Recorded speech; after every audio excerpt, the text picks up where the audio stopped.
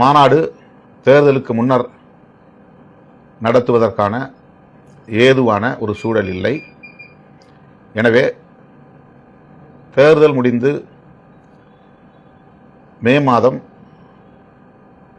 17ஆம் தேதி மே 17 அண்ணன் பிரபாகரன் அவர்கள் சிங்கள பௌத்த பேரினவாதிகளால் படுகொலை செய்யப்பட்ட நாள் என்று இன்றைக்கு உலகத் தமிழர்கள் அதை நினைவு கூர்ந்து வருகின்றனர், வீரவணக்கம் செலுத்தி வருகின்றனர்.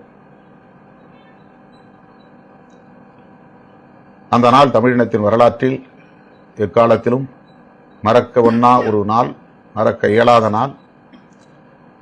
எனவே அந்த நாளில் நாம் தமிழ் தேசிய எழுச்சி மாநாட்டை நடத்தலாம் என்கிற கருத்தை முன்னணி தோழர்கள் நேரிலும் தொலைபேசி வாயிலும் என்னிடத்தில் பகிர்ந்து கொண்டனர்.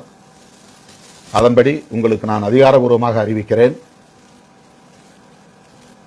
தமிழ் தேசிய எழுச்சி மாநாடு மே 17 நடைபெறும். சென்னையா அல்லது பிற பகுதிகளிலா என்பது பின்னர் அறிவிக்கப்படும். ஆனால் மே 17 தமிழ் தேசிய எழுச்சி மாநாடு நடைபெறும்.